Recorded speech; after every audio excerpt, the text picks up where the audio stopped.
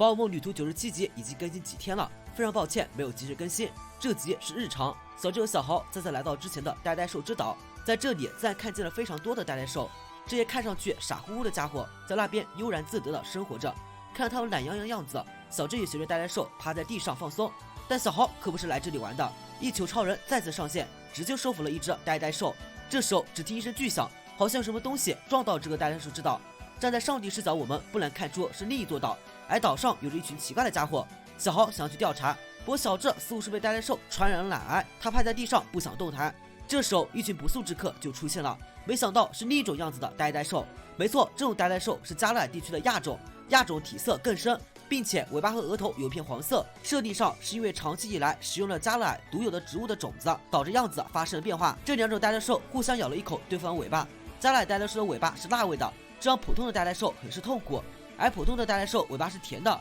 但加勒尔呆呆兽同样不怎么喜欢。敲一后不信邪，还上去舔了舔，结果自然是被辣得哇哇叫。观察完两种呆呆兽，自然就轮到进化型了。先登场的是普通的呆河马，水系超能力系的它，设定上是大蛇背咬到尾巴就会进化。实际上游戏中并不需要消耗一只大蛇背，呆河马用脑袋撞击了一棵椰子树，好像是要打下椰子来食用，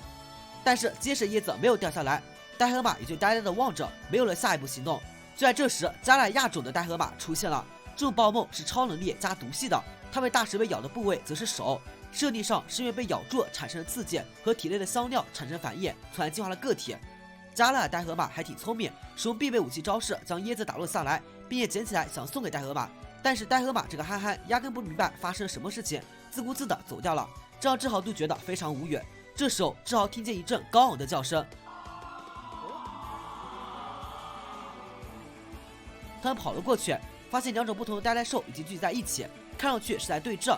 而亚种那边为首的是一只呆呆王，加勒尔的呆呆王整个头都被大蛇背吞掉，因为毒素关系，大蛇背已经能够有主导呆呆兽行动的智力。这一集是加勒尔呆呆王属性同样为毒系加超能力系，只见呆呆王念着奇怪咒语，使用超能力带来一大堆树果，但是普通呆呆兽似乎对这些树果并不感兴趣，全部没有理睬呆呆王，这搞得呆呆王很尴尬，只好想要弄清楚呆呆王想干什么，就跟了上去。于是呆呆王就把果子用念力送到志豪面前，然后剥开果子取出核，似乎是想请他们吃。结果志豪一尝，辣的直接使用了喷射火焰，但是辣劲过后，两人觉得味道意外的还行，就吃了很多。呆呆王觉得这两小子挺友好，于是就做了一个神奇的举动，那就是把自己头上大蛇背甩给了小智，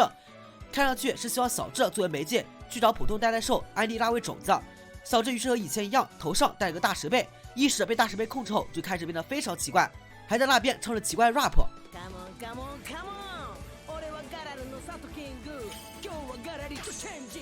小豪看小智这样肯定不对，于是想着怎么把这大石背弄下来。他认为还得去找普通的呆呆王来解决。呆呆王也不给人整什么虚的，把自己大石背也丢给小豪。然后小智和小豪就开始 rap 对决，他们头上还凭空出现一个锅子，里面堆着奇怪的东西，似乎表示的是双方的血条。这样双方就辣党和甜党的问题上谁也受不了谁。最终头上锅子融合了辣汤和面条，做出一锅咖喱，这种味道让两方呆呆兽都非常喜欢。这集于是就在众人其乐融融的吃面氛围里结束了。我也是不知道这集讲了啥。我是卡皮，咱们下期见。